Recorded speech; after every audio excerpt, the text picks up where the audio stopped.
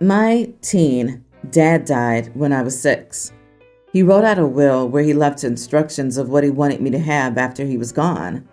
A keychain my parents bought him that he had for more than 20 years, his dog tags from his time in the military, this bracelet that he got when he became my dad, a little bobblehead toy from his brother who died in the military, a lighter that had been passed down through multiple generations of his family, and an old school pocket watch, also handed down through the family. My mom remarried after my dad died. My half-sister is now a pre-tween, and my half-brother is younger, grammar school age.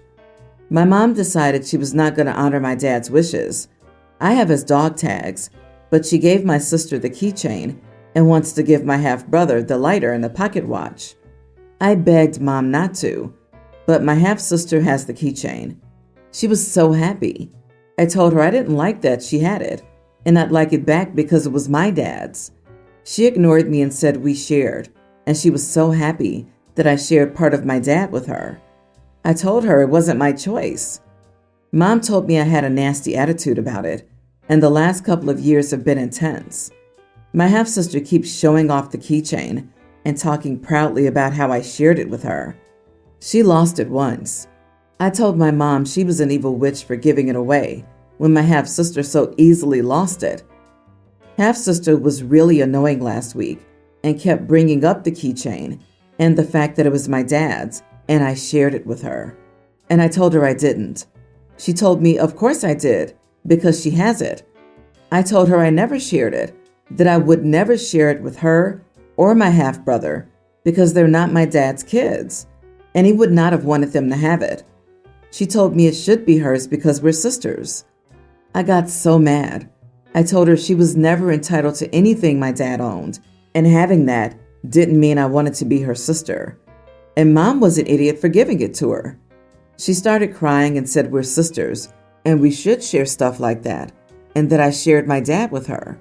Mom was furious with me and called me a bully. I told her to get a hike. Am I an idiot? Edit. My paternal grandparents have Alzheimer's, so they can't help me. He wrote out a will where he left instructions of what he wanted me to have after he was gone. Your mom disobeys the instructions written in a will and gives your inheritance to a not to your dad related pre-tween. You are not the idiot. You should really get legal advice. Given your mother's theft and the general breakdown of your relationship with her, have you talked to your school counselors? Some are crap, but some may be able to point you to resources to assist you with your rights. Steal your stuff back from your half-siblings and send all your dad's things to a member of your dad's family for safekeeping until you move out. Make sure you set things up with that relative ahead of time and that they understand to keep it secret. If you can't do a family member, use a friend. If your mom and half-siblings accuse you of stealing from them, deny it and say that they must have lost it again. Your mother's not entitled to give away your inheritance. I was going to say steal it back too. However, upon further consideration, you cannot steal what is rightfully legally yours. Take it back. Leave it somewhere away from your family with a trusted person who supports your position. I really don't understand why parents feel that their children who aren't related to the person who died are entitled to their belongings. I'm so sorry. Take it back. Your sister is, in my opinion, trying to bond with you from what it seems. She isn't purposely rubbing salt in your wounds. May I offer some advice? Using anger to get what you want rarely works. If you want the keychain back, give your stepsister a reason to want to give it back. Be nice.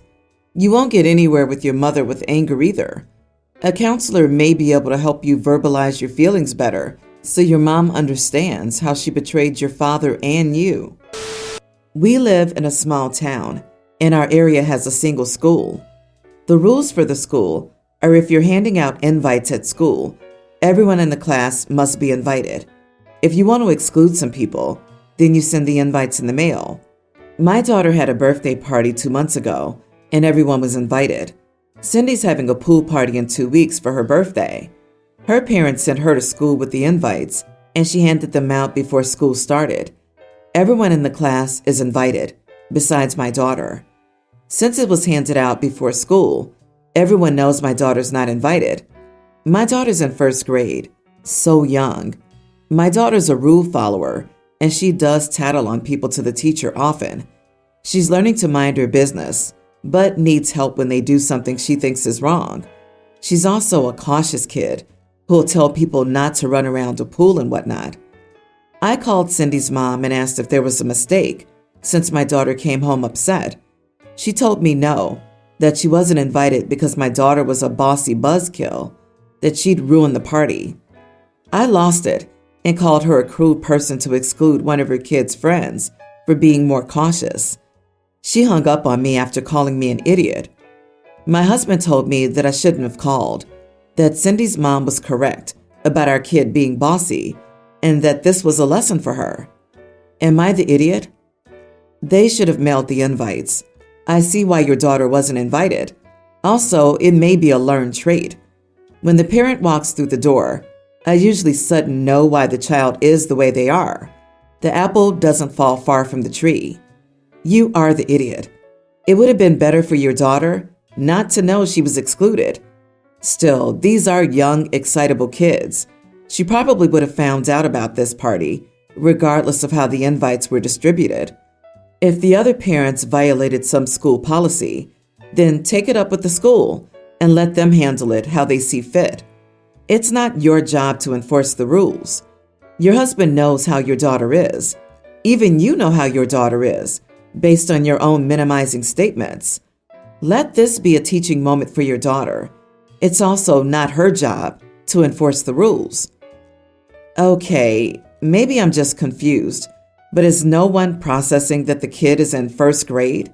Like, she's old enough to be learning, but not everyone has social skills, especially at that age. I feel like that age is not when you start excluding kids, especially in a public shaming way.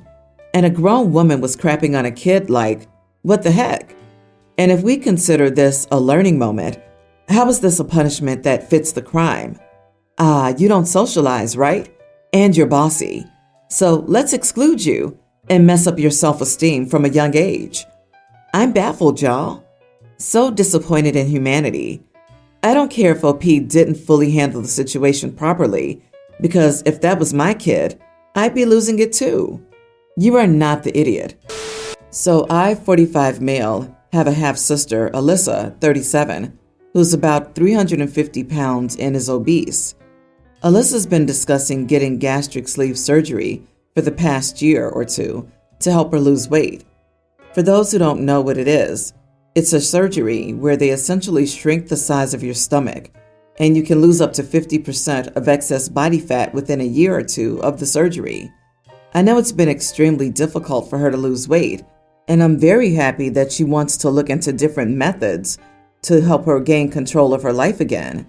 She's finally found a doctor that she feels comfortable with and has gone in for a few consultations to learn more about the procedure.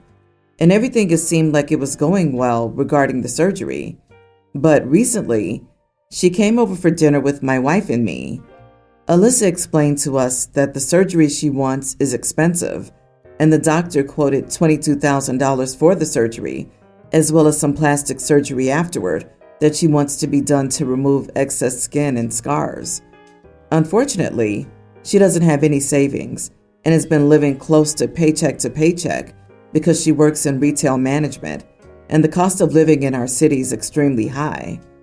In comparison, my wife and I work in decently stable fields and have 9-to-5 corporate jobs, so we're in a better financial position than Alyssa. So she asked us if we could pay for her gastric sleeve surgery and the plastic surgery afterward, too, because she couldn't afford it, and our parents also couldn't help her financially. After speaking with my wife privately, we decided that we couldn't pay for it without changing our current lifestyle, but we'd be willing to put $5,000 toward the procedures, and we could take care of her pets during the recovery period. Alyssa has been extremely cold to us since we told her this, and is now bad-mouthing my wife and me for not helping her have a necessary life-changing experience and prioritizing our current lifestyle over her health. I think she feels as if I'm holding her back from living her life to the fullest or healthiest, My parents have even called, saying that maybe we can pull our son, Teen, out of his private school, which costs a similar amount for a year, and put that money towards Alyssa's health. My wife immediately turned them down, saying this would disrupt his education and mental health, and we will not be doing this. Now we're the idiots of the family, and everyone thinks we're greedy snobs.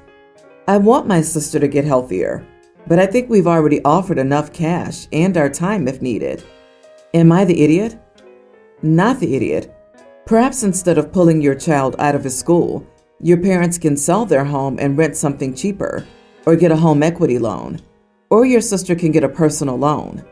Or instead of running her mouth, she could start walking her body. Boy, she may have to before she can get surgery.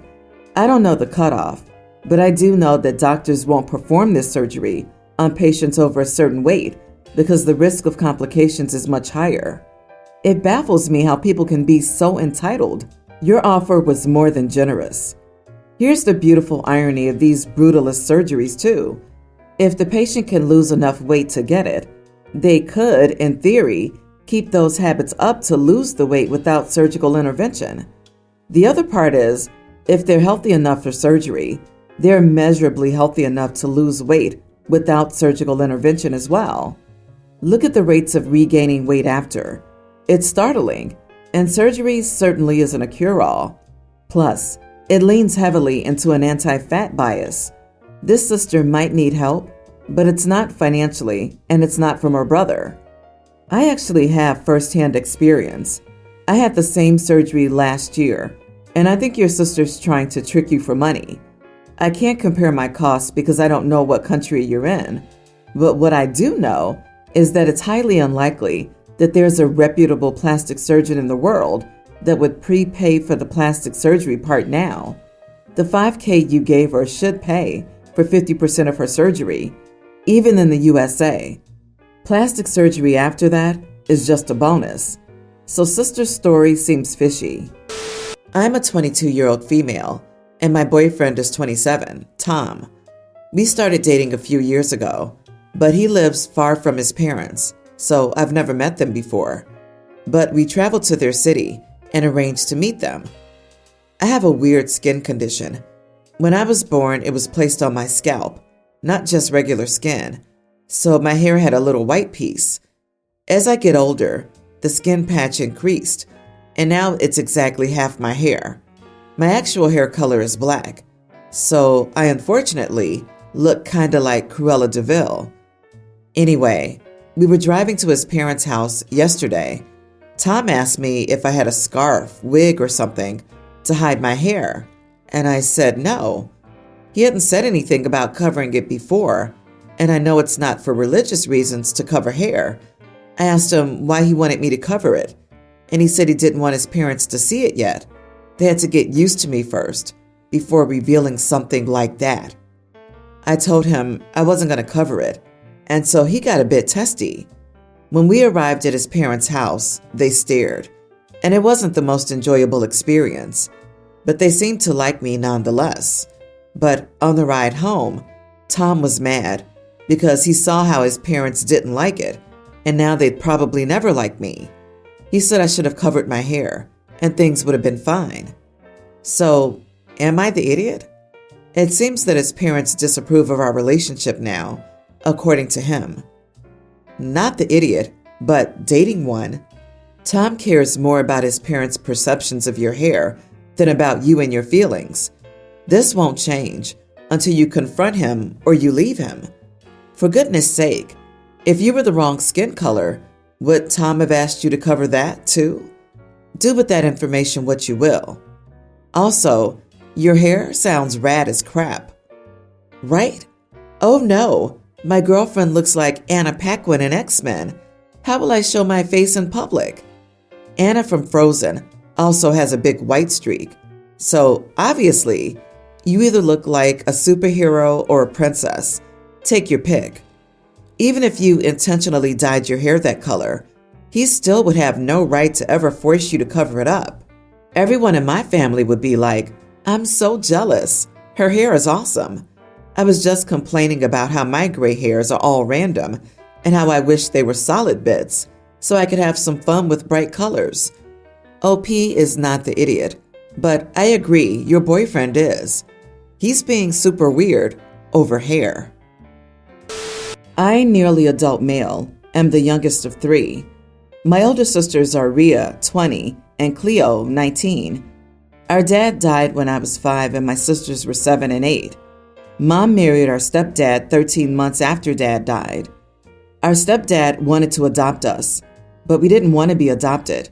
So instead of the adoption, Mom and stepdad changed our last names from our dad's to our stepdad's, and Mom said it would give us a family name. My stepdad couldn't have kids, so he invested a lot in my sisters and me being his kids. He really did try to be our dad too, and I know he loves us, but none of us ever wanted his name, and my sisters changed their last names back already. Cleo told them after she had her name changed for a little while. It was like 2 months ago, she told them, but she did it more than a year ago, and Rhea and I knew about it. My mom and stepdad set me down a couple of weeks ago and told me how much it hurt my stepdad that my sisters had changed their names, and Mom asked me what I was going to do since she knows I'm not too fond of it as well. My stepdad said he'd like to think that me being 6 when he became my dad, that I'd like to keep his name in some way, like maybe hyphenate my name, or just keep it as just his. I told them I would be changing my last name back to my dad's as well, and I didn't want to hyphenate or keep my stepdad's last name. I told them I believed it should never have been changed in the first place. I don't hate my stepdad. I don't think he would have been so insistent on us being his kids and having his name if he could have kids of his own. His pushiness and the way he never took what we felt and wanted into account do bother me. But I also know he's poured a lot into our lives. He paid for the best extracurricular activities, went to every PT conference since he married Mom, spent a lot of time with us, trying to just be dad, and spoiled us with gifts when we were kids. It's hard because I wish he could have been less focused on being a dad and just more focused on having a relationship with us. I know I could at least say I truly love him, and I might have come to see him as a second dad, though he would never have been my only dad or main dad. But I always saw him as this pushy family member who put his own wants before ours and put his desire to be a dad onto 3 kids who already had one they loved. When I said I was changing my name back, my stepdad left the room, and my mom told me I'd been pretty much a baby when he came into my life. I was 6, and that he raised me for 11 years and has considered me his son from the very first moment. And to tell him he's not good enough to consider keeping his name makes me a selfish son. She said our lives are better because of him, and he deserves better than the way we've rejected him. Am I the idiot? You are not the idiot. Your mom is a major idiot for expecting you to feed your stepfather's ego and pass down his family name. Instead, you can thank your stepfather for always being there, but tell him you're your father's son and will change your surname back to what it was. You can thank your stepfather for always being there. I'm not sure I'd even want to do this. He erased your father without a thought of anyone but himself and his wants. Him pushing for this without consideration for your feelings, instead of just being there, is what drove you away. And making a teen responsible for the feelings of a grown man is ridiculous. Thanks, but no thanks. Sorry, your mom is kind of like this too, OP. I disagree. I can't quite bring myself to call your stepdad an idiot because you make it sound like he did try very, very hard to be the best stepdad he could be. He treated you all like you were his kids, spent his money on you guys freely, and he put in the work. He showed up for more in your lives than many biological living parents ever did. Your mother, on the other hand, is very, very much the idiot. She created a bounty of false narratives that hurt both you and your siblings and her husband. A little part of me hopes you understand it wasn't your stepdad's fault so much as it was your mother's fault. She created these false narratives. She emotionally manipulated your stepfather into thinking he could be your dad. She changed your last names, and she forced you to give up your own identity.